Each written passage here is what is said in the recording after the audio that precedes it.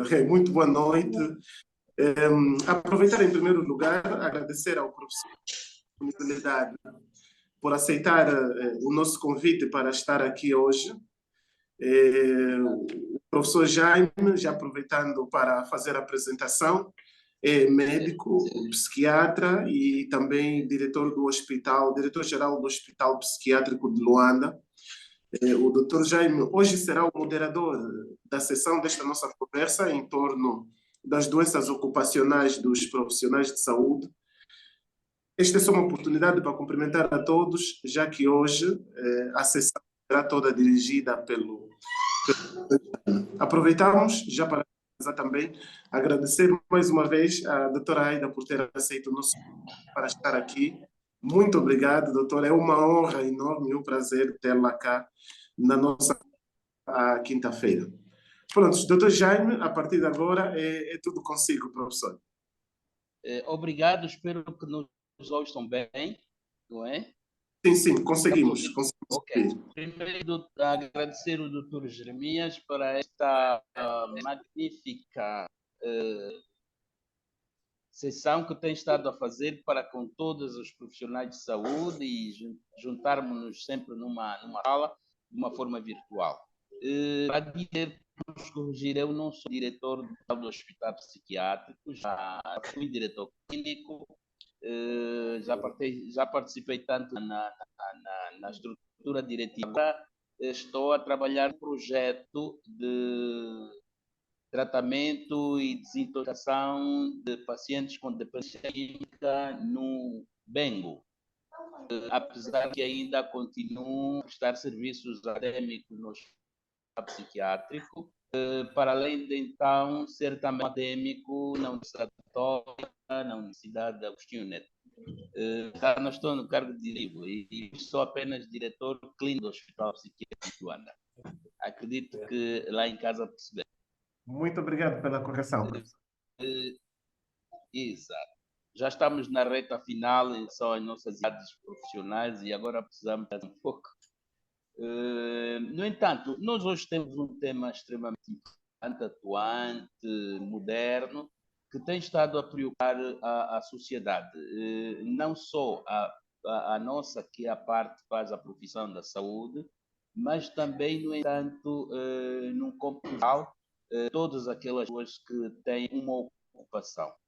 Eu gostaria de depois que a professora apresentasse-se, não é? A doutora apresentasse para posterior sabermos que são as suas grandes habilidades, uma pessoa admirável que tem esta vertente ocupacional. Mas, uma forma introdutória, as doenças ocupacionais hoje vão vigorando e a Organização Internacional do Trabalho estamos ouvindo. A Organização Internacional do Trabalho tem estado a chamar a atenção, a alerta às empresas e não só alguns governos em relação àquilo que temos estado a encontrar a nível do processo ergonômico, que é a parte que vai estudar a forma, não é, em relação ao conteúdo laboral e o próprio indivíduo. Principalmente na área da saúde, nós temos as situações relativamente a patologias típicas do profissional da saúde, as lesões de esforços repetitivos, isto depois de uma abordagem, para além do contexto psicológica. Casos vão a ser fontes de contaminação, não só uma caixinha onde nós vamos fazer os tratamentos, mas também nós vamos nos recontaminar, porque ali é um lugar que muitas vezes há fontes de infecção. Também são lugares propícios para determinar situações graves aos profissionais na área do estresse. Relativamente a pressões a nível do contexto laboral levam aos profissionais a terem hoje distúrbios, entre eles os síndromes de burnout, que vigoram nos profissionais de saúde. No entanto, vamos falar mais. O que faço hoje é a doutora Alda Menezes, então, e estender a sanção a todos os internautas. Agora, no formato, ao invés de fazermos o preletor, o próprio de 5 minutos ou menos, para fazer a sua. Muito obrigado.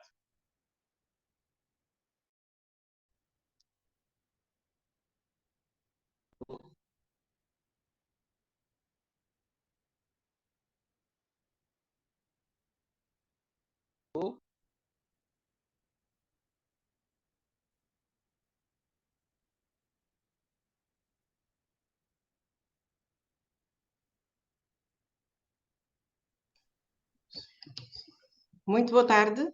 Boa tarde a todos. Não sei se me faço ouvir. Sim, senhoras. Doutora, estamos a ouvir muito. Ok, muito boa tarde. Boa tarde, em especial aos profissionais de saúde que estão conectados. Um grande muito obrigada. Agradecer também ao presidente da Academia Angolana, portanto, o Dr. Jeremias Agostinho, por me ter convidado para este webinar. E agradecer também ao meu moderador, ao professor Jaime Sampaio. Só vou fazer aqui uma pequena correção ao senhor professor. Eu não sou Alda, eu sou Aida. Aida. Aida. Pois estamos a corrigir. Obrigado. Ok. Muito bem. Eu penso que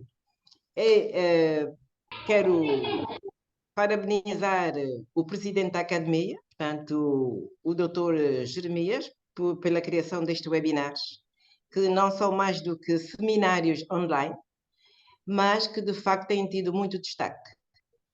O porquê? Porque isto facilita a comunicação bidirecional entre os participantes e os apresentadores em tempo real. Portanto, muito obrigado. Portanto, eu sou Aida Menezes, para quem não me conhece, sou médica de saúde ocupacional, sou especialista em medicina do trabalho, já desde 2006, mas antes da especialidade de medicina do trabalho, eu sou endocrinologista. Portanto, formei-me, licenciei-me na Universidade Agostinho Neto, com muito orgulho digo, e fiz o meu percurso apanhei as fápulas e passei para as FAS, apanhei, portanto, a transição das fápulas para as FAS, portanto, fui militar, e depois é que fui fazer a minha especialidade para Portugal. Portanto, o meu trajeto tem sido entre endocrinologia e medicina do trabalho. Portanto, dizer aqui que a especialidade de medicina do trabalho é uma especialidade, é uma medicina integrada, ok? Hoje em dia não olhamos a medicina do trabalho como apenas uma coisa isolada, mas sim, ela congrega outras especialidades e é importante que se saia daqui hoje com o conceito de que a saúde ocupacional é uma medicina, portanto, é multidisciplinar. E nós temos que ter equipas de enfermeiros do trabalho, psicólogos, clínicos gerais, endocrinologistas, cardiologistas para fazer, ou seja, para determinar a saúde do trabalhador. Antes de qualquer sessão, portanto, nós, portanto, os médicos do trabalho, que falamos de segurança e saúde no trabalho, fazemos sempre um momento de segurança. E vou passar o meu momento de segurança. Por favor.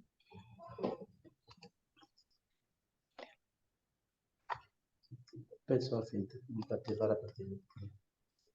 Por favor, podem ativar a partilha da tela, para eu partilhar a tela? Doutor Jeremias, o nosso técnico. Já pode partilhar, professor. Já pode. Muito obrigada. Exato.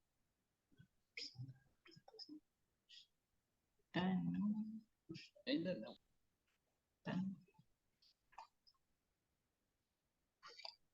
Mas está na apresentação.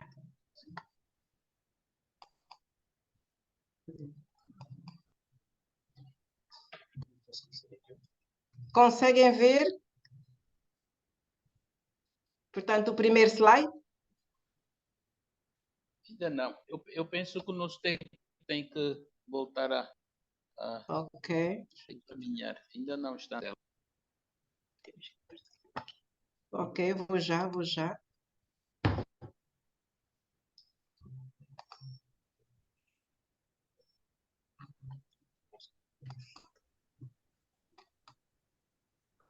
Já estão? Ok, está iniciado. Já está, professora, já está.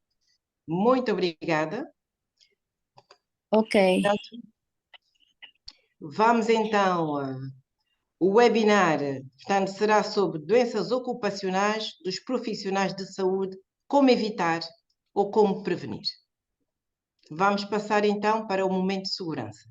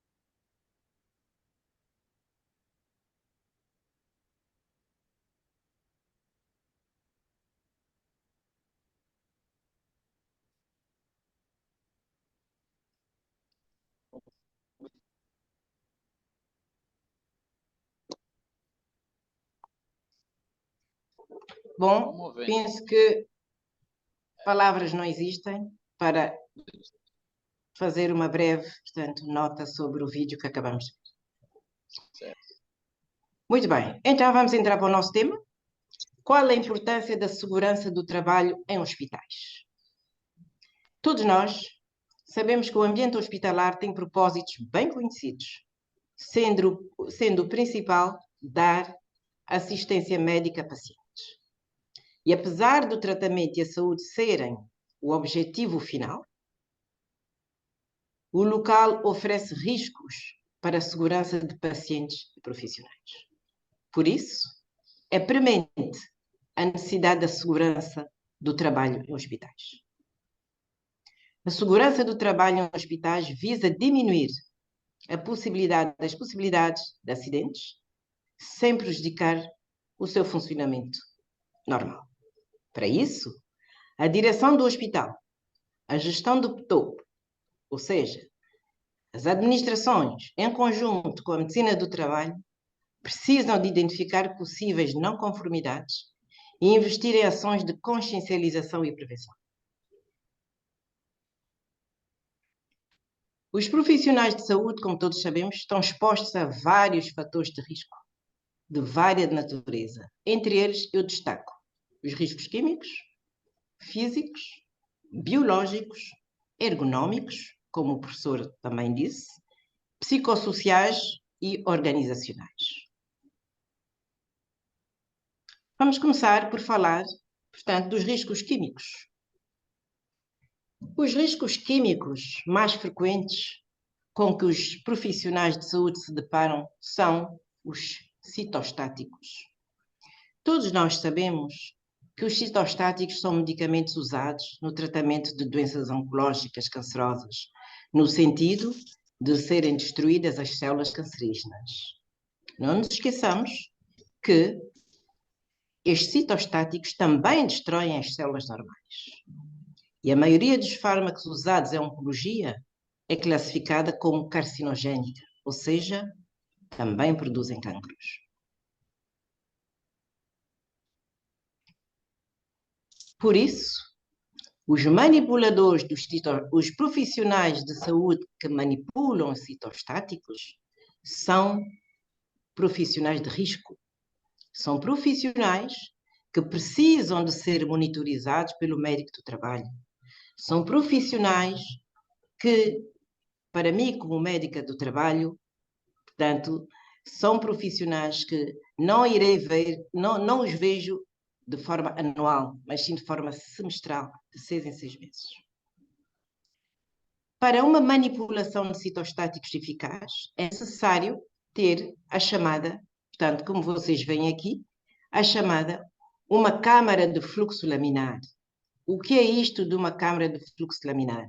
Uma câmara de fluxo laminar é uma câmara onde circula o ar, portanto, em que serve de barreira para os profissionais que manipulam os citostáticos. Ou seja, a curto prazo, alguns profissionais recorrem à consulta de medicina do trabalho por terem cefaleias, por terem náuseas e vômitos, por terem reações alérgicas ou então, muitas vezes, dificuldade em respirar, sobretudo quando existe uma ventilação desadequada. Muitos também aparecem com alterações oftalmológicas, com o olho vermelho, com a sensação que têm areia nos olhos. Isto são os chamados efeitos colaterais a curto prazo da manipulação de citostáticos. A longo prazo, temos o aumento da prevalência das alterações reprodutivas, ou seja, a infertilidade instala-se a longo prazo, tanto no homem como na mulher. E também o aparecimento de algumas doenças oncológicas, nomeadamente a leucemia. Não sei se estou a falar depressa, por favor, digam, para eu falar mais devagar. Ok, muito obrigada. Vamos prosseguir? E quais são as medidas de prevenção? Isto é que é o foco do nosso webinar. Como evitar? Nós sabemos que é importante o uso de equipamentos de proteção individual, os chamados EPIs, não é? Portanto, porque sabemos que os citostáticos a contaminação pode ser através da pele, através da mucosa, através da córnea, ou então por inalação, não é? A via oral é menos frequente, portanto, não há contaminação por via oral. Todos os equipamentos de proteção individual e outros objetos contaminados deverão ser colocados em recipientes adequados e rapidamente fechados. É também fundamental que todos lavem muito bem as mãos antes e depois de manusearem os citostáticos, bem como antes de comerem, beberem ou fumarem. As trabalhadoras grávidas, ou a amamentar, ou simplesmente a tentar engravidar, não devem realizar qualquer tarefa associada aos citostáticos, dado o risco de teratogenicidade ou de aborto. O que é o risco de teratogenicidade? É o risco de ter crianças com malformações congénitas. Estas funcionárias deverão pedir uma consulta de medicina do trabalho para serem consideradas inaptas temporariamente e serem transferidas para outro departamento. Este é muito importante. Só o médico do trabalho pode e tem esta capacidade de declarar inaptidão temporária e propor uma transferência de posto de trabalho. Outro risco químico portanto, são os produtos anestésicos, sobretudo o sevoflurano, que é também chamado fluorometilo. Se tivermos aqui nos profissionais conectados, portanto, algum anestesista ou técnicos do bloco, saberão o que é que eu estou a dizer. É um éter, é não inflamável e tem um odor adocicado, usado para a indução da anestesia geral, não é? Ou seja, para induzirmos a perda de consciência para iniciar uma cirurgia. Também são considerados agentes tóxicos, quer pelo sistema de administração do fármaco. Por quê? Porque o profissional de saúde que está a injetar o anestésico também inala esse anestésico. Mas, se tivermos uma boa ventilação de um bloco operatório, diminui substancialmente o risco de intoxicação. Outro tipo de risco químico é o formol. Muita atenção aos colegas que trabalham nos serviços de anatomia patológica, que estão em contacto permanente e frequente com a exposição ao formaldeído e xilenos, que são o formol. Portanto, o formol é uma substância química de cheiro forte e que pode causar alergias, irritações e intoxicação quando a pessoa entra em contacto ou inala concentrações acima das indicadas. Mais uma vez, apelo o uso de equipamento de proteção individual. Vamos entrar para os riscos físicos. Os riscos físicos mais importantes, portanto, que eu trouxe aqui para o nosso webinar, são as radiações ionizantes. O que são as radiações ionizantes? É toda a forma de radiação que carrega energia suficiente para arrancar os eletrões dos átomos. Ok? Temos dois tipos de radiações. Temos a natural e a artificial. Nós, médicos, lidamos com a radiação artificial, que é a radiação produzida pelo ser humano para uso medicinal, nomeadamente para o uso de radiografias, tomografias, exames de densitometria óssea, mamografias, terapias relacionadas com a medicina nuclear, bem como na esterilização de instrumentos médicos. Podem me perguntar o que é a radiação natural? A radiação natural é aquela que encontramos nos campos eletromagnéticos, onde se explora, portanto, o petróleo.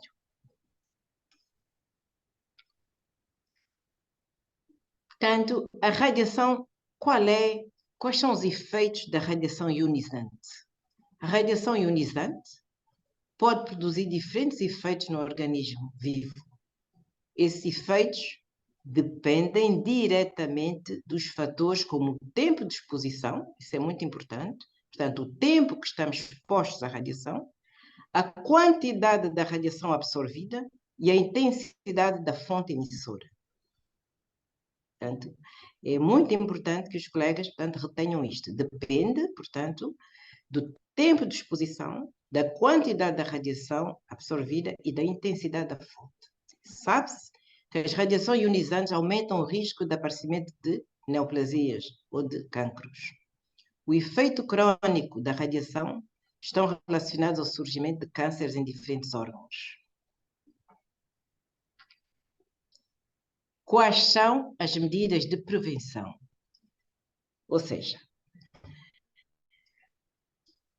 todos os manipuladores de raio-x devem ter consciência da exposição ao risco, e sei que todos têm. Por isso, o uso de dosímetros é muito importante, colegas. O que são os dosímetros? Os dosímetros são pequenos aparelhos, portanto, que o manipulador usa para o registro da quantidade de radiação que ele já se expôs. Ok? Nós, médicos do trabalho, fazemos a avaliação mensal dos dosímetros. Imaginemos, por exemplo, imaginemos que eu sou uma técnica de raio-x, e se ao fim do mês o meu dosímetro, portanto, aparecer com uma quantidade de millisiever, que é a quantidade mensurável da radiação, que excede o limite mensal, este colega automaticamente tem que parar. Okay? Portanto, o médico do trabalho põe uma baixa, uma inaptidão temporária, porque, passado algum tempo, ele volta novamente a ser capaz. Para vocês terem um exemplo, uma noção, uma radiografia do tórax, nós absorvemos 0,2 milisieverts. Um voo de avião de 5 horas, nós absorvemos uma radiação de 0,04. Aqui estamos a falar de uma radiação, portanto, natural.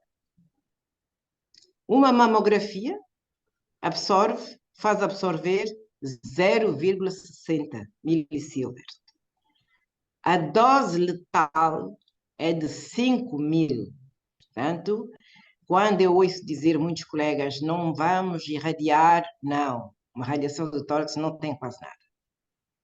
Portanto, é preciso que também tenhamos consciência da quantidade de milisievert, portanto, que cada exame emite. Vamos entrar para os riscos biológicos. Os riscos biológicos, ou seja, são os riscos mais frequentes que os profissionais de saúde estão expostos. É a picada por agulha ou outro instrumento cortoperforante. Verifica-se que os enfermeiros são os que são mais atingidos, em cerca de 45%, seguido dos técnicos e médicos em 20%. A principal doença que pode ser transmitida, portanto, é a hepatite B, C e o HIV. Estes doentes, portanto, são os que invadem, já são doentes, não é? Porque, bom, ou profissionais de saúde, a consulta de medicina do trabalho. Porquê? Porque estão psicologicamente transtornados. É um trabalhador que já não trabalha, porque pensa logo que contraiu a doença.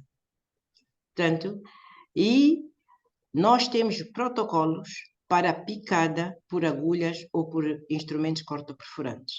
Imaginemos que um colega se picou hoje, agora, às 6 da tarde. Vai ser considerado o dia 0. Neste próprio dia, ele tem que fazer o teste de HIV, de hepatite B, hepatite C. Ok? Um mês depois, 30 dias depois, eu volto a fazer o doseamento do HIV, da hepatite B e da hepatite C. 3 meses depois, volto a dosear. Eu só dou alta da consulta de medicina do trabalho ao fim de 6 meses, em que eu tenho aí a garantia que ele não contraiu nenhuma doença. Portanto, vocês podem ver que tudo tem procedimentos. Portanto, o risco de transmissão é de 6 a 30% para a hepatite B, é alta, para aqueles profissionais que não têm vacina, e 2 a 10% para a hepatite C e 0,3% para o HIV.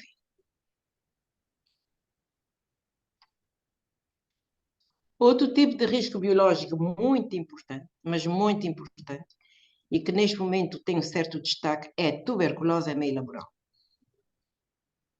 Em Angola, a prevalência é elevada na população em geral. Eu não quero dizer que seja nos profissionais de saúde, mas uma vez que nós somos os que estamos na linha da frente, a probabilidade é alta.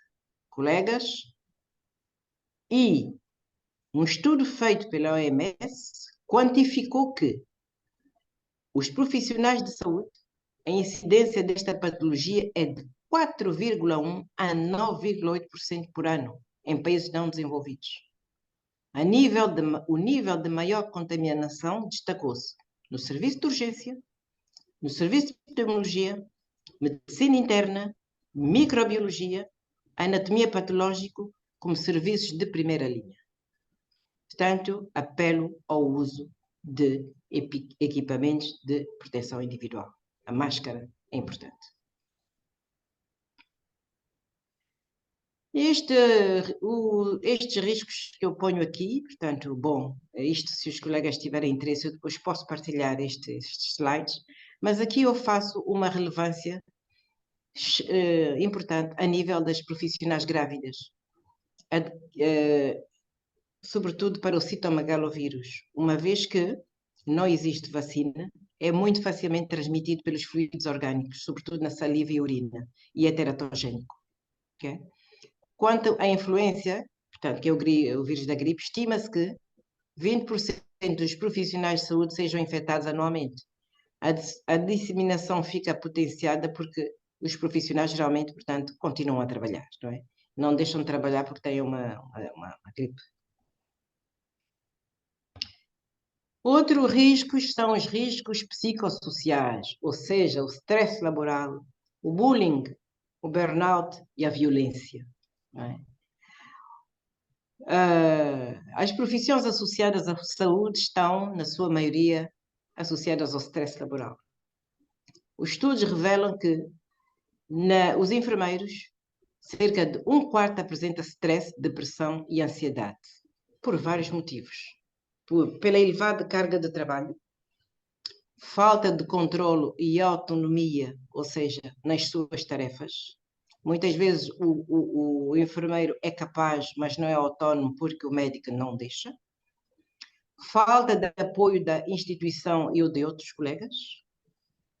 Muitas vezes existem relações laborais muito conflituosas. Existe bullying, portanto, entre os profissionais de saúde. É a causa maior que eu tenho aqui na consulta de psicologia dos profissionais de saúde, é bullying. Portanto, nós sabemos que estamos expostos a pacientes familiares abusivos ou violentos. Um dos fatores também que leva ao stress laboral são os turnos prolongados e a rotatividade dos turnos. Muitas vezes a responsabilidade do cargo também leva ao stress laboral. A falta de equipamentos adequados também.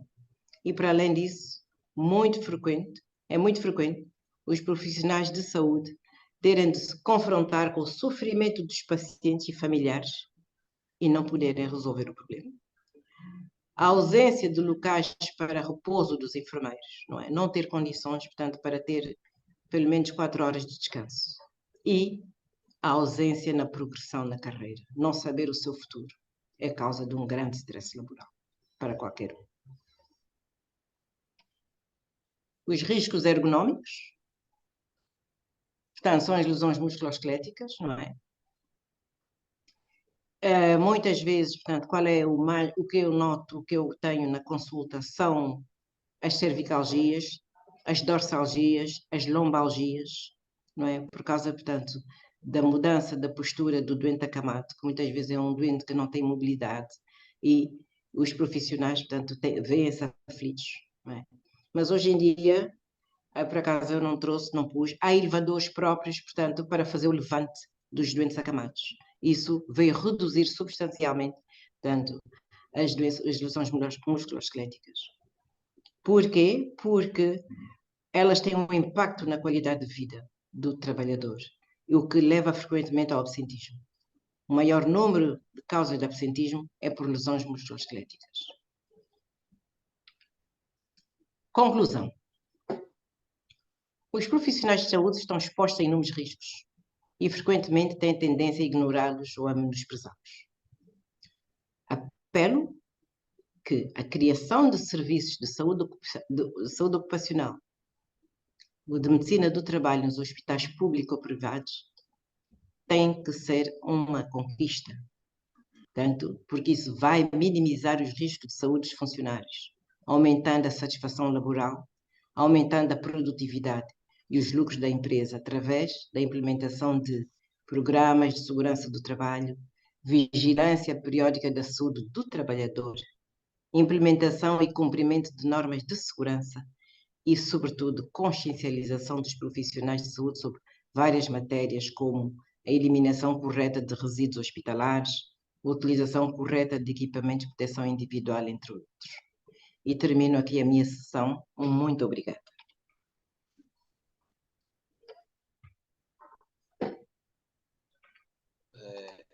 Obrigada, doutora Ada Menezes, pela apresentação, extremamente cabível dentro do contexto daquilo que é profissional. Sem vamos deixar que e então as suas questões, mas dizer que a professora foi a falar muito e a nível dos riscos, desde os biológicos, químicos, psicossociais e até os econômicos, para dizer que na sua conclusão, e sabem que estruturas assim, Professor, desculpe, estamos a ouvir muito mal. deve estar aqui. Agora sim. Está. Ah, sim, agora está muito bom, está muito melhor. Obrigado. Como diz chamada de atenção e relativamente àquilo as instituições devem desenvolver estão ligados à medicina de trabalho que existe do trabalho, não é? Da administração de trabalho, mas também nós gostaríamos, como médicos, né, saudade, que está o hospital, um gabinete para tratar a saúde ocupacional do trabalhador. Não só vermos nas clínicas privadas, com maior nome, que tenham lá alguns gabinetes, mas também que os hospitais públicos tivessem, porque às vezes temos estado a encontrar dificuldades relativamente às médicas, em que os trabalhadores, principalmente os da saúde, quando têm essas dificuldades por situações musculoesqueléticas, lesões de esforço repetitivo, há dificuldades de entrarem no consenso da junta médica. E se nós tivermos um gabinete dentro de uma instituição que vela pela saúde ocupacional do profissional de saúde, acredito que teríamos esses protocolos que até a professora recorreu e dizendo e bem, que teríamos como um fundamento de mandar passar estas juntas médicas. No entanto, acredito que os internautas, e muito e bem, estou aqui a ver no chat, uma maior participação dos colegas radiologistas, que têm tido grandes problemas a nível dos riscos físicos e outros que manipulam citostáticos, principalmente dos laboratórios. Também temos aqui uma maioritariedade, observando aqui o chat. Também entrou agora alguns colegas da oncologia. Acredito que estes colegas devem acatar e bem e ficar inerentes nesse texto de prevenção sobre esses estudos, porque nós, os professores, somos mesmo os mais frágeis a contaminar a situação a nível das doenças e profissões. Nós temos mais 3 minutinhos, vamos ver se aqui os internautas atentos para fazer as suas questões à professora Aida. Estou aqui. Alô? Professora, não lhe ouço bem. Tropa. Alô? Caros colegas. Oi. Por inscrição, alguma para a professora Aida, em as ocupacionais, profissionais.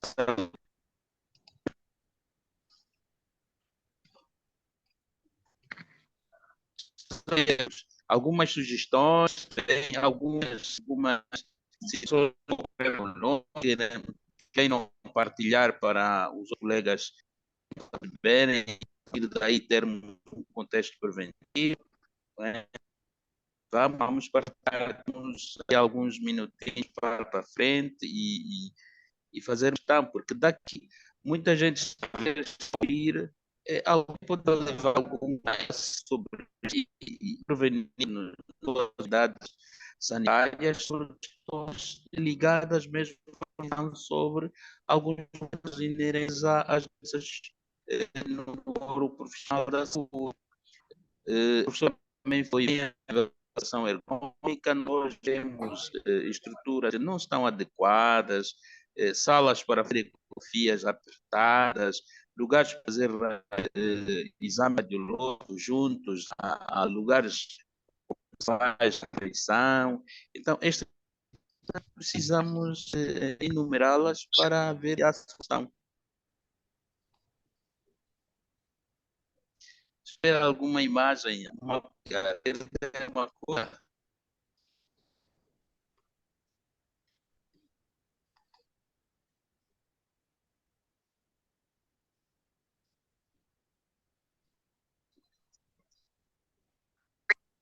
Uhum.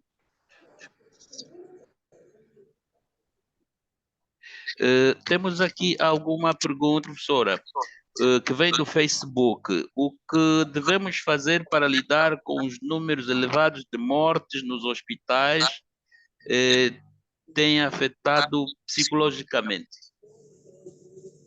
Professora Aida? Sim, sim. Eu encontrei aqui uma pergunta vinda do Facebook. Sim, sim. Diz assim: o que devemos fazer para lidar com o número elevado de mortes nos hospitais? E tem me afetado psicologicamente. O internauta está preocupado com o número elevado de mortes nos hospitais e que afeta psicologicamente. Portanto, como eu disse, pronto, falei sobre os riscos psicossociais. Portanto, uma das causas, de facto, é lidarmos com o sofrimento e com a morte, não é? Certo. Geralmente, os hospitais têm que ter um serviço de psicologia. Portanto, os profissionais de saúde, quando porque nós temos o nosso grau de stress, não é? Que temos que saber gerir, não é? Nós lidamos com a morte. A morte para nós é algo diário. Mas quando ultrapassamos esta capacidade de saber gerir com a morte, aconselho vivamente uma consulta, portanto, de psicologia, fazer uma psicoterapia. Porque é uma verdade que não podemos fugir. Porque, portanto, medicina, enfermeiros e todos os profissionais de saúde sabem que a morte é algo com o qual lidamos todos os dias. Portanto, não há como fugir a esta situação. Ainda assim, nós precisamos que reforcemos um teste de psicólogos mesmo para dar destas situações. O tema passado, que tinha também muito internauta interessado, mas eu penso que o professor Jeremias deve estar a vendo, porque era muito bem para falarmos sobre esta situação. Também temos outra, vou tentar aqui ler. No meu hospital não temos médicos do trabalho. Sou radiologista e não avaliamos o que a doutora acabou de dizer. Podemos marcar consulta com alguém que possa nos ajudar? Eu penso que vamos lá ver, os objetivos deste webinar, não é? Porque isto é, vamos lá ver, a Certo. medicina do trabalho também não é uma especialidade antiga. Isto Certo. vamos falar há uns anos. Por isso é que o excelentíssimo presidente trouxe este tema, porque temos que nos começar a preocupar com isso, não é? Por isso mesmo é que estou aqui, falo em nome dos colegas de Medicina do Trabalho, que é uma preocupação nossa. Temos que começar a olhar para os profissionais de saúde também como utentes. Acima de tudo, nós somos utentes. Antes de ser médicos, antes de ser enfermeiros, antes de ser técnicos, auxiliares, somos utentes. Portanto, também queremos que a nossa saúde seja vigiada e queremos que haja medidas de prevenção. E por isso é que estou aqui, então, como médica do trabalho, para propor que os hospitais comecem a pensar em departamentos de medicina do trabalho. Certíssimo.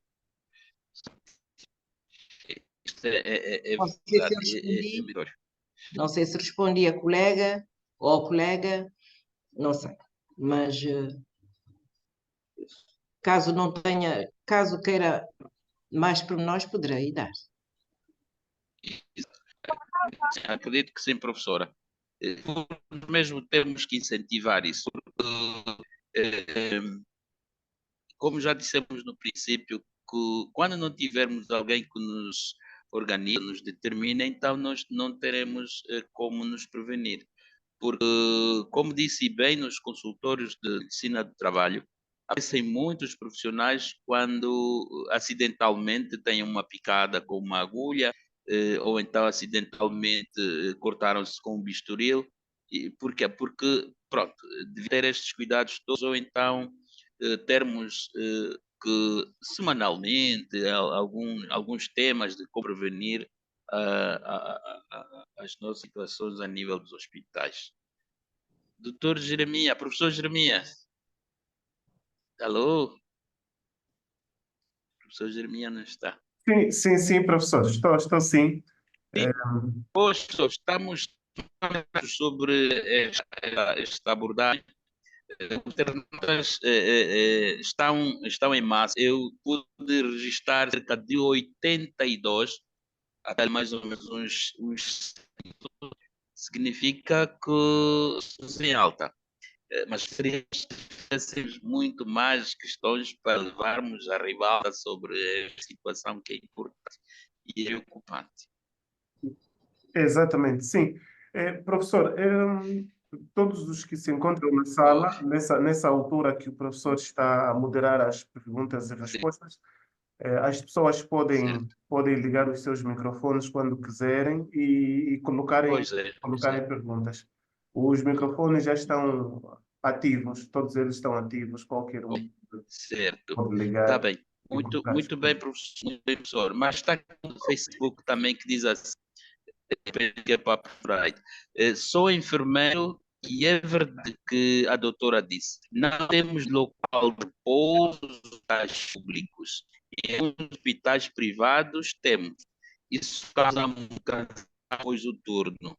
Bem, apenas vamos tentar isto, porque é verdade que isto acontece. E para dizer também que os turnos, como disse a pessoa, são rotativos, idades para cima dos 50 anos, a fazer serviço de plantão, médico, bons enfermeiros. Eu que a professora vai tentar ilustrar, muitas vezes aparecem bem pessoas com um gasto psicológico nesta situação para repousar os depois de carreira.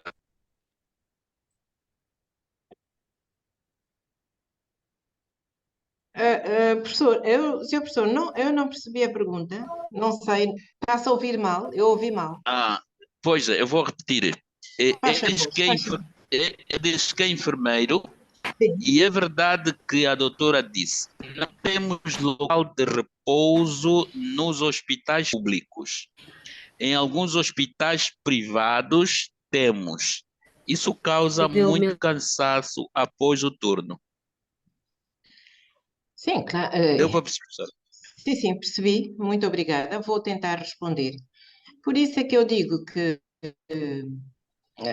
foi uma das causas que eu apontei também, não é? Como causa de stress laboral. Portanto, depois de um turno exaustivo, não é?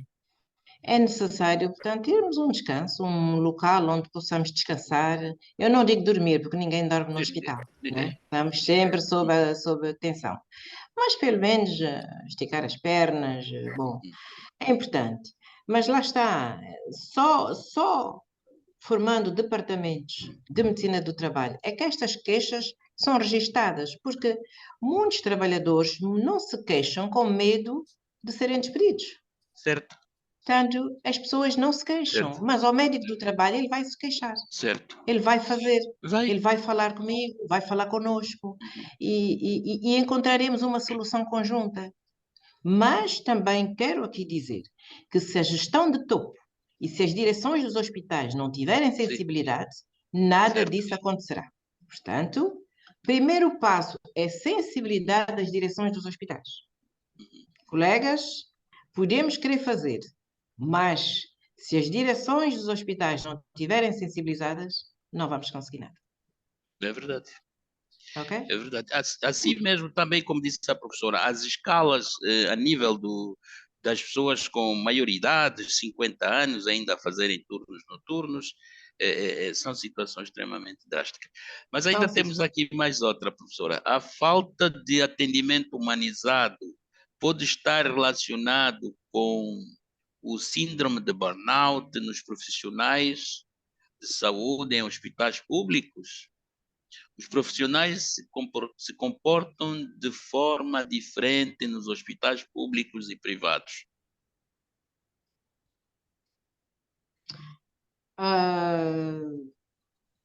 Nos hospitais públicos e privados, eu acho que isto já não tem nada a ver com a medicina do trabalho. Eu acho que isto faz parte da ética de qualquer profissional de saúde. Não tem que ter um comportamento diferente no privado como no público.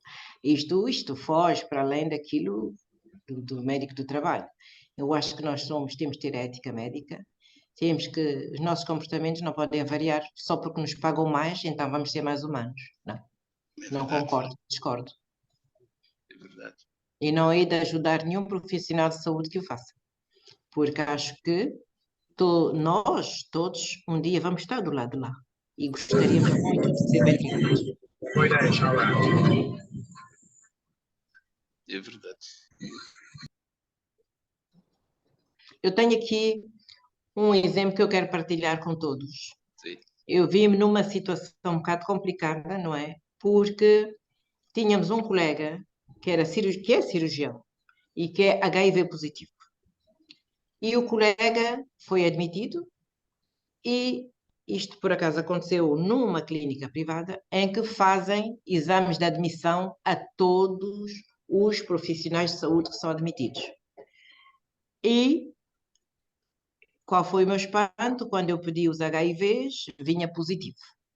Ele ficou muito espantado, dizendo que não podia ser, que era um exame falso e que ele não era HIV positivo. Voltámos a repetir, com certeza, que eu também, se fosse comigo, também o faria. E certo. Voltou a dar positivo, não é? Fizemos 2 vezes pelo método de ELISA e eu disse, olha, assim, vai fazer uma contraprova num outro laboratório para não pôr em causa este laboratório. É claro que veio positivo. Ele já sabia que era positivo. Agora, também vos digo que é uma situação complicada o médico do trabalho. O que é que nós, de forma coletiva, nós resolvemos? Porque também, às vezes, o médico do trabalho é quase que como um advogado. Tem que tomar decisões. Tanto de forma colegial, eu juntei 2 colegas e pedi a opinião deles. E, de forma consensual, optamos que o colega estaria proibido de entrar para o bloco, mas só ficaria a fazer consultas, portanto, pré-operatórias. Portanto, como veem, é muito importante também as próprias instituições também estarem preocupadas com os profissionais de saúde. Porque não é só olharmos e responsabilizarmos a instituição, mas também o profissional. Este profissional, portanto, omitiu que era HIV positivo. Imagina este profissional no bloco, que se, por qualquer azar, um bisturi que lhe descai da mão, portanto, ele passa o HIV ao doente, não é? Ok, as taxas são baixas, não é? Mas há essa possibilidade. O Covid, por exemplo, não é? Muitas vezes somos nós quem contaminamos os doentes, ou vice-versa. A Covid-19 foi um exemplo, verdade. Exatamente. Ainda há vezes, caros colegas médicos com especialidades de dar maior contato com a infecção, fazer as vossas intervenções, os vossos... Professora, Sim. professor, temos Sim, 2 colegas com a mão levantada. Eu não sei se isso, acho que os colegas. Estou aqui à procura deles. Um deles é o senhor Cornélio. Não sei se está a nos ouvir. Sim, Senhor estou ouvindo. Cornélio. Obrigado. Pronto. Então, Cornélio. Estou bem. E o doutor Jaime, como está? Graças a Há Deus. quanto tempo? Pronto. Pronto, obrigado. Sim. Ok, obrigado pronto, pela oportunidade, né, de falar e dizer, primeiramente, parabenizar a nossa preletora pela forma simples e muito prática que nos trouxe esse tema e da necessidade de mais temas ligados a essa especialidade médica, porque fazem toda a falta para todos os profissionais. E tenho aqui uma breve questão, era entender um pouco como as tecnologias, por exemplo, ou seja, como as instituições, se calhar, equipadas com vários ou com muitos equipamentos tecnológicos, né, ou como a tecnologia pode influenciar, de alguma forma, para a aquisição de enfermidades ocupacionais. E como ela pode ser benéfica, já que o mundo caminha para uma evolução cada vez mais tecnológica e a digitalização ou computarização dos serviços de saúde são cada vez maiores. Sim, de facto, as novas tecnologias, portanto, surpreendem, não é? Cada dia que passa, portanto, temos novas tecnologias, mas estas não vamos comparar. Portanto, e vamos falar de um aparelho de raio-x. Antigamente, nós não estávamos preocupados com o ambiente. Há quanto tempo estamos a falar do ambiente? Há pouco tempo. Portanto, estas novas tecnologias já vêm com softwares, portanto, que emitem baixa frequência de radiações. Ok? Portanto, como vêem, estamos a falar já dos carros, portanto, híbridos, dos carros elétricos. Portanto, hoje, todas estas tecnologias, não, estes equipamentos tecnológicos, tudo isto, hoje já estão preocupados justamente, portanto, na emissão de menos gases, portanto, já vêm preparados para a prevenção de tóxicos, de coisas, enfim, de radiação, de emissão de gases, ok? Evidente que tudo tem o seu lado, não é? Quer dizer, há o lado bom e o lado mau.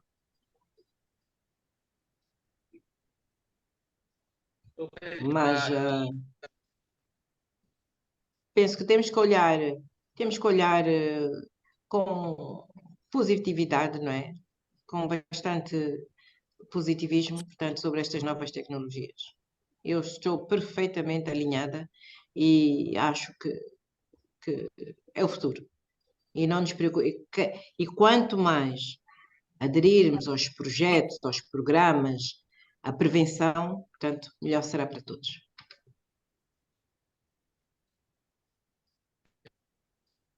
Doutor Coronel, está satisfeito?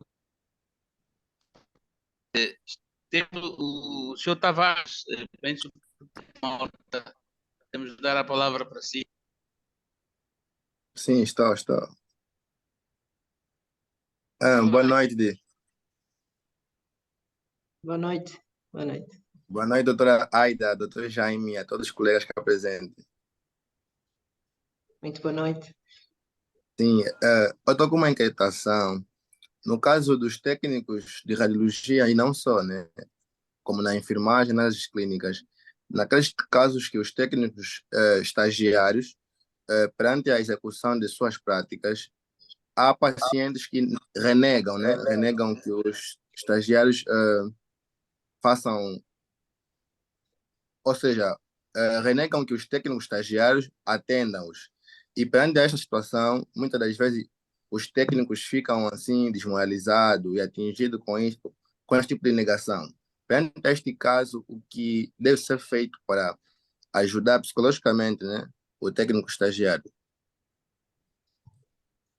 Eu penso que é uma pergunta pertinente, não é? Agradeço. Como dizem bem, estagiário. Um estagiário não tem a prática que um sénior tem, não é? estagiário, está a começar. Certo. É muito normal, não é? Este receio que o utente tem em ser tratado por um estagiário. Mas um estagiário nunca pode estar a exercer sem fazer uma medicina, uma enfermagem tutelada, certo? Você não pode pôr um estagiário sem um órgão Então, professor a titular. tutelar. Portanto, eu não posso aceitar que um estagiário esteja sozinho no banco de urgência, seja no raio-x, seja a atender doentes. Não, isso é que é estagiário. Tem que ter alguém a fazer a sua tutela. Ela. Exato. Portanto, eu penso que isto, não sei, mas eu penso que é a resposta, não é? Não por isso mesmo que o estagiário está a aprender, é estagiário, está a fazer o estágio, está a aprender. Quando passar da situação de estagiário já para a licenciatura, então, aí sim, não é? Como se diz, step by step, devagar. É verdade. Certo, certo. Sim, doutora, mas tem vezes que há mesmo um profissional de perto a acompanhar, mas mesmo assim o paciente renega e fala coisas que não deveriam ser ditas, estás a ver?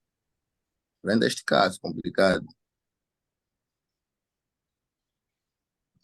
Eu, sinceramente, mas o estagiário também tem que dizer que também tem capacidade de fazer e também tem que acalmar quem está à sua frente. Ele também tem que saber dizer: não, eu sou estagiário, mas já domino esta prática, e esteja à vontade, tenha confiança. Isto tudo também depende da empatia com que se trata o utente, não é? Também formos Certo. antipáticos e não tivermos empatia, e se não soubermos falar para quem está doente, também é difícil, não é preciso ser estagiário. É muito difícil, não é? Muitas vezes o trabalhador, o profissional de saúde está cansado, está exausto e isto tudo se compreende, não é? São os tais fatores psicossociais, não é? Certo, é verdade. Certo, certo. Às vezes também já não aguentamos mais, não é? E tal, está satisfeito. Sim, sim, estou obrigado. Olha, professora, está aqui uma questão um pouco provocadora, mas vamos ver se a opinião vai caber. O senhor diz assim, mas temos em hospitais formação a estar a fazer 2 bancos de 24 horas por semana. Tudo porque o salário de base é baixo e ele terá que sacrificar-se. Até que ponto as direções dos hospitais podem ajudar os colegas para que no futuro não venham a desenvolver doenças incapacitantes? Bom, em relação, em relação ao serviço de urgência de 24 horas, não é? É verdade. Eu acho que nos outros países, a partir dos 50 anos, portanto, Certo. o médico só faz se quer ganhar mais algum dinheiro, porque a lei protege-o, não é? Certo. Agora, Certo. quando se é jovem, eu penso que não há qualquer contraindicação em fazer 24 ou 48 horas seguidas. Sinceramente, quando se é Quantas jovem, vezes? volto a Exato. repetir, quando se é jovem, eu já fiz Para quantas 72 vezes? horas seguidas Certo. para ganhar dinheiro, porque o Exato. objetivo era ganhar dinheiro. Acredito. Aqui ele diz a informação, não importa. Se quiser ganhar mais dinheiro, as tais 196 horas, né, que estão baixadas agora pelo Ministério do Trabalho e pelo Ministério da Saúde, pronto. Agora, de facto, o que disse bem a professora, quem tiver 50 anos para frente, pá, Se não, se, não é? se quiser, mas também quem quiser temos que muitas vezes ponderar, não é? Exatamente, Fazer questão. exatamente. Nós também temos, nós como médicos do trabalho, temos que ser os primeiros também a dizer não, o colega a partir dos 50 anos, portanto é um Pois, colega de risco. Porque de é que vai risco. fazer? Vai perder uma noite? Certo. Não, não, né? Muitos colegas É, têm infartos após um banco de urgência. Eu tenho um tio médico que exato. faleceu, depois Acredito. teve um infarto, depois de É 24 verdade. horas de trabalho. É verdade. É Agora, verdade. quando se é jovem, dizer, já fui muito jovem, eu só queria era ganhar dinheiro, fazia 72 Pois, horas de trabalho. Mas também chegava ao fim do mês e ficava feliz. ficava feliz e com Muito! muitas mazelas. Com muitas Hoje, mazelas. hoje tenho-as, não pensava no amanhã, não é? Já viste? Aí é Então que é preciso fazer questão de estar muito atento sobre essas situações. Mais dinheiro, mas lá no futuro podemos ter grandes dificuldades. É exatamente. verdade, Exatamente. exato. Aqui tem a opinião do Dr. Sampaio. Como a doutora avalia o esgotamento psicológico em profissionais de saúde em Angola? Há muitos casos? Tem aparecido muitos casos lá na medicina do trabalho. Bem, neste contexto, a professora vai fazer talvez uma abordagem genérica em relação a algum esgotamento psicológico aos profissionais de saúde. Eu penso que Angola não é, vamos lá ver, não podemos falar isoladamente Angola, ok? Certo, Porque eu acho que ser um profissional de saúde é um profissional de risco. Temos que ter, por isso mesmo, é que desde o início que temos que saber que lidar com a morte é uma prática diária. Há verdade. muitos que desistem a meio do curso porque não conseguem, só ver sangue não conseguem. Portanto, o profissional de saúde tem que ter um espírito guerreiro, lutador, e ele tem. Portanto, não vejo que Angola seja um caso particular. Peço imensa desculpa, mas somos todos profissionais de saúde, estamos expostos a todos os riscos, que eu citei alguns, há muitos mais. E penso que o médico tem espírito combativo, o enfermeiro, o auxiliar, todos têm espírito combativo. É verdade, é verdade. Estamos todos engajados e a necessidade de prevenir. E chamar mesmo a atenção que todas as estruturas sanitárias têm que vocacionar-se a ter um gabinete, um serviço de medicina do trabalho. E chamar a atenção para outras entidades que não sejam só de saúde, que também tenham algum gabinete sobre a medicina do trabalho. E é verdade. Muito bom. Então, ainda temos alguma questão no ar? Temos ali mais uns 4 minutos. Professor Jeremia, parece que nós estamos a caminhar já para o fim, não é? Sim, professor. Estamos a caminhar para o fim. Pois, Já pois. passamos. Exato. Quando o professor achar que pode encerrar, poderá fazê-lo Sim. sem problemas. Ok. Mas está aqui uma mãozinha levantada, que é da Jandira, não é? A Jandira. Vamos dar primazia à Jandira. Alô? Jandira? Jandira? Alô?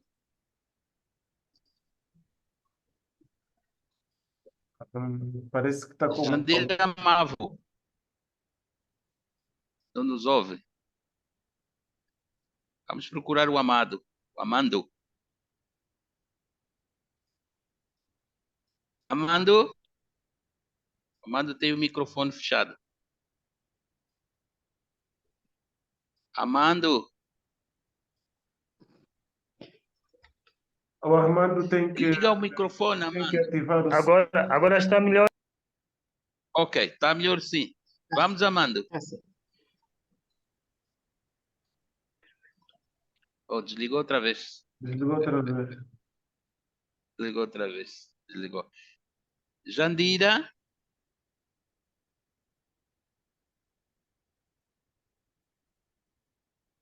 Alô? Amando?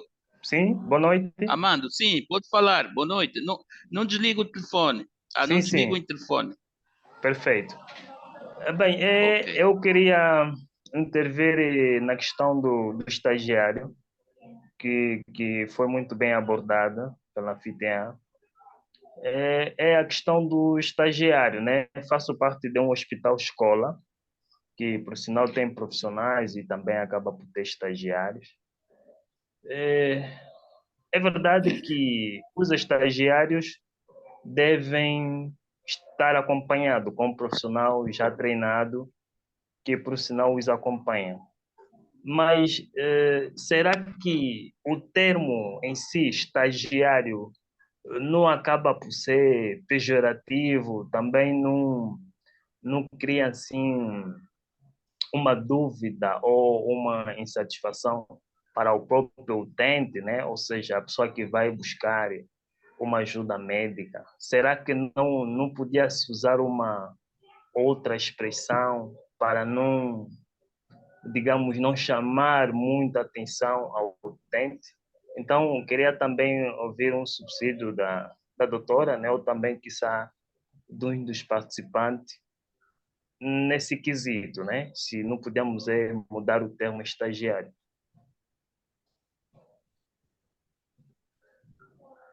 Eu peço desculpa, mas eu aqui não vou poder, não sei como responder, não é?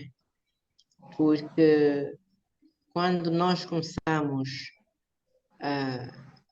o percurso, temos uma carreira, não é? E há vários escalões. Começamos por estagiários, depois médico licenciado, depois assistente graduado, depois mestre, então depois professor. Portanto, mudar tudo o que está construído há muitos anos, não é? Para estratificar os graus académicos, penso que não é o fórum mais apropriado. Este não é o fórum para discutirmos a estratificação, não é? Na graduação de uma carreira. Peço desculpa, mas eu vou apelar ao meu fórum, ao meu webinar. Estamos aqui para a prevenção de doenças ocupacionais e profissionais de saúde e não qualificação de profissionais de saúde na sua carreira. Ok. Acredito que sim. Amado Mavo, acredito que o fórum não é propício. Não sei se tem outra questão para adiantarmos. Não. Como tocamos no assunto, né? Então por isso queria também dar uma chega acerca disso. Ok, isto é estratificação, como disse a professora. Isto é antigo e acredito... Percebe-se. Percebe-se, Estagiário, mas é uma realidade, é uma realidade. Sim. É recruta. É pronto, Assim pronto, mesmo. não é? Exato. Também para chamar a atenção aqui do senhor Constantino, que também esta questão relativamente aos profissionais que rendem em dois lugares e depois têm que ir num lugar e noutro, eu acho que também o foro não é o mesmo, porque pronto, você se consegue fazer duas atividades em lugares diferentes, acredita que tem força. Tá bem. Temos mais. A Jandira já consegue nos ouvir? Jandira já não consegue nos ouvir? Jandira? Bem. A Jandira não consegue nos ouvir. Pronto, penso que o professor Jeremias, vamos dar então algumas considerações à professora Aida Menezes para fazer o seu remate final e depois então tentarmos fechar o nosso webinar com como foi a sua característica, o formato, os participantes e desejar a todos os internautas que estejam assim presentes na próxima, que provavelmente será na próxima quinta-feira. Muito obrigada a todos, em especial, portanto, ao moderador, foi fantástico ao moderar esta palestra. Parabéns, professor. Obrigado. Parabéns, presidente da academia. Penso que estes webinars são muito educativos e devem continuar sobre vários temas. Eu deixo aqui um desafio, portanto, para falarmos nos próximos, quando o Sr. Presidente, portanto, achar oportuno, portanto, é sobre as novas tecnologias, a inteligência artificial em medicina. Muito obrigada a todos, estou feliz, muitos colegas se conectaram, obrigada por me ouvirem e se precisarem de alguma ajuda, estou aqui para vós. Obrigado, uma noite feliz. Bom regresso a casa a todos. Exato. Agradecemos a presença de todos e, mais uma vez, felicitar a iniciativa do Presidente da Academia de Medicina, desejar à professora Aida sucesso nesta carreira. É um desafio grande a medicina de trabalho em Angola. Como disse, veio como uma advocacia e para todos os internautas nunca esquecerem-se de, não é queixar-se, mas afirmar-se sobre os gabinetes de medicina de trabalho, sobre as situações que nós temos estado a ter em relevância, para prevenirmos o nosso futuro e que tenhamos uma reforma tranquila em relação a todas as vicissitudes que os profissionais de saúde passam. Mais uma vez, agradecer a todas as pessoas que estiveram presentes, a organização, a produção, e que a próxima seja breve e que estaremos juntos. Mais uma vez, obrigado e boa noite e bom descanso. Obrigada e até breve.